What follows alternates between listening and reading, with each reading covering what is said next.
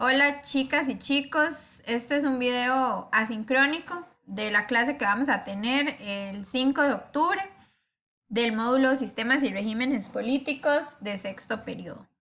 Entonces, bueno, mencionarles que vamos a tener tres subtemas que son mecanismos de incidencia, mecanismos de rendición de cuentas y gobierno local. Entonces, igual que siempre en la guía de trabajo van a tener las instrucciones que deben de leer siempre antes de iniciar el trabajo.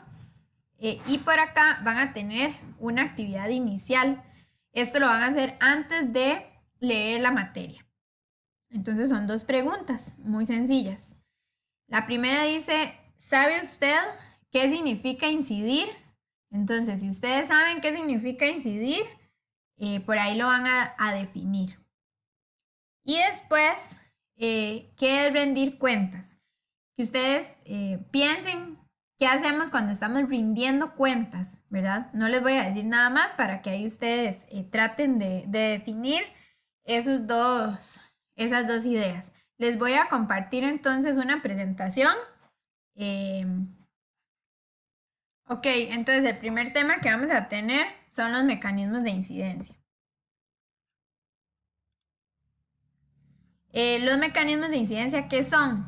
Son un instrumento donde los ciudadanos, en realidad son varios instrumentos, pero su objetivo es que los ciudadanos tengan participación real en la toma de decisiones, ¿verdad? Que puedan incidir en la toma de decisiones.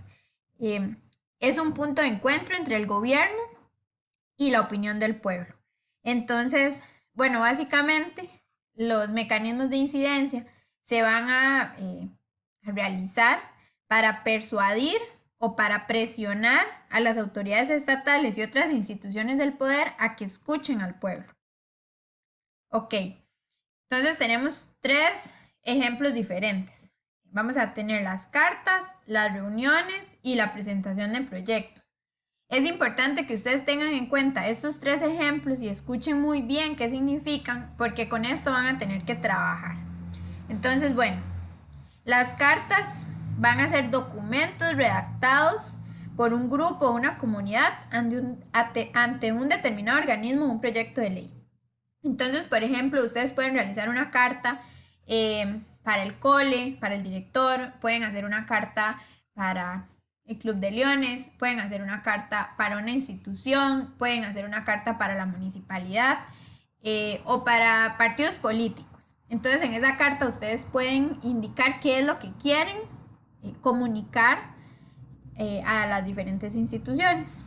Después tenemos las reuniones, que básicamente son grupos que se reúnen, valga la redundancia, para exponer sus problemas, algunas razones de que estén teniendo un problema, discuten y llegan a soluciones, ¿verdad?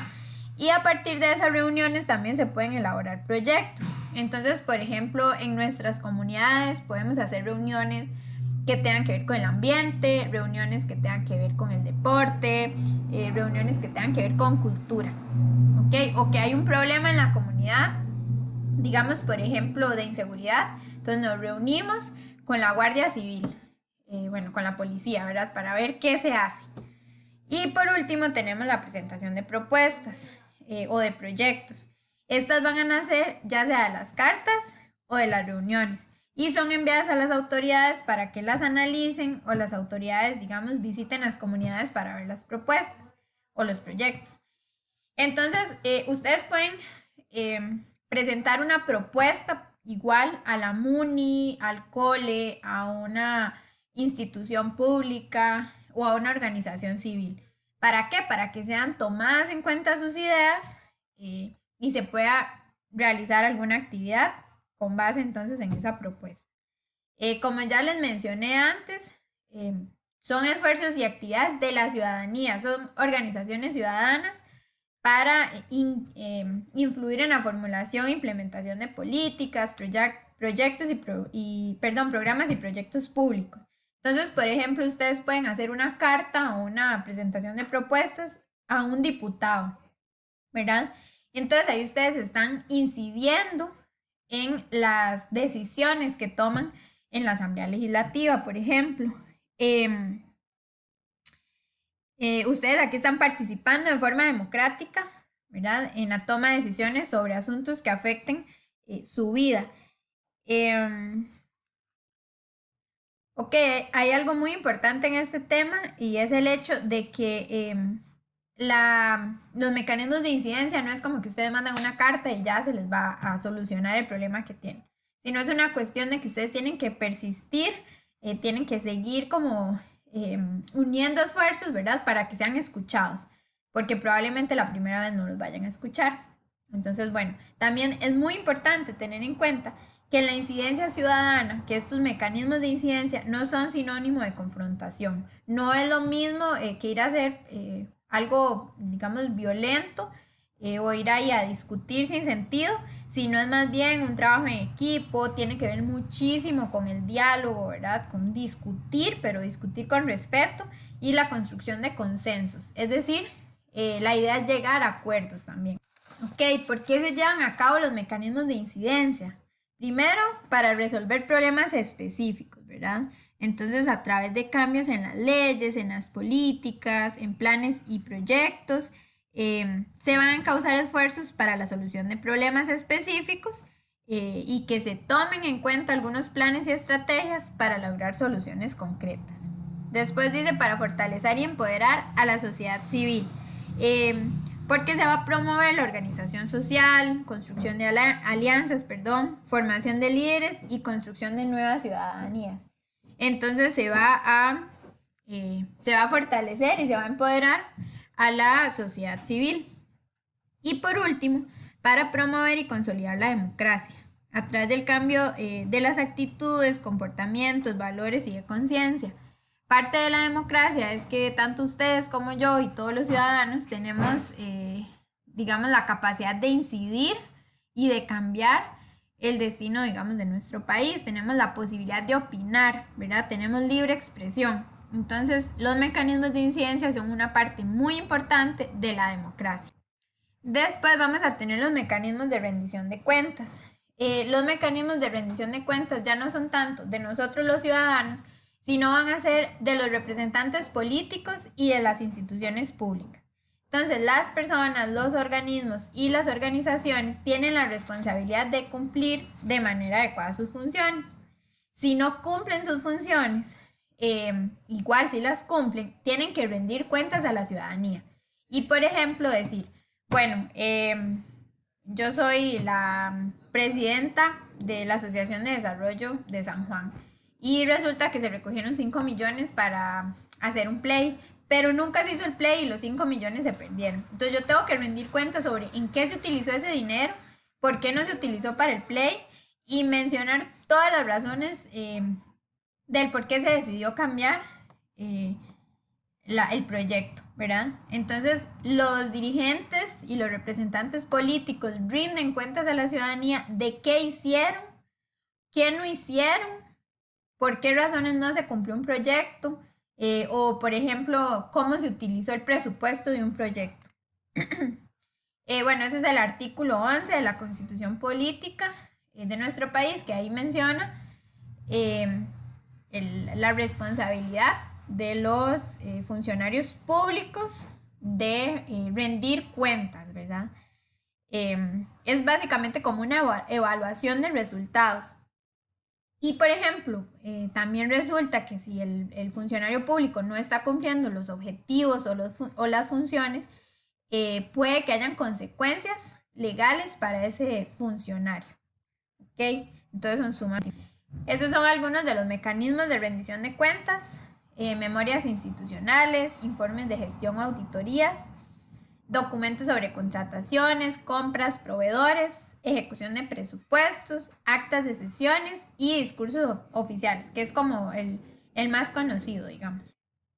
Ok, entonces ya vimos los mecanismos de incidencia, los mecanismos de rendición de cuentas y ahora vamos a ver el tema del gobierno local en nuestro país.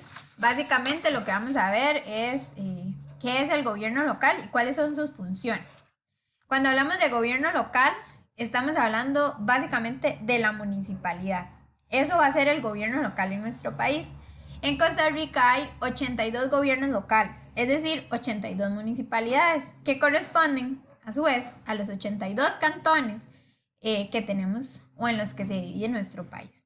De lo que se encargan es de administrar y atender los servicios e intereses cantonales. ¿Por qué se hacen? Para descentralizar las funciones del Estado. Si el presidente no se puede hacer cargo de todo el país, imagínense que tuviera que encargarse de lo que pasa en Sarchí, de lo que pasa en Grecia, de lo que pasa en Río Cuarto, de lo que pasa en Ciudad Quesada, ¿verdad? Sería un toque complicado. Entonces, para eso existen los gobiernos locales. Entonces, básicamente van a establecer contacto directo con la comunidad. Son instituciones autónomas, es decir, son independientes administrativamente, pero están sujetas a la ley en materia de gobierno. Es decir, no pueden hacer así como lo que quieran. Y están integradas por un consejo municipal que nosotros elegimos, ¿verdad? Que son los síndicos, el alcalde, perdón, y los regidores. Ok, esas son sus funciones. Hay muchas, pero estas van a ser de las más importantes. Van, por ejemplo, a cobrar impuestos, ¿verdad? Son los que se encargan de cobrar algunos impuestos. Brindan servicios municipales como higiene y limpieza, alumbrado público, recogen la basura, limpieza de caños, también de los parques infantiles que hay.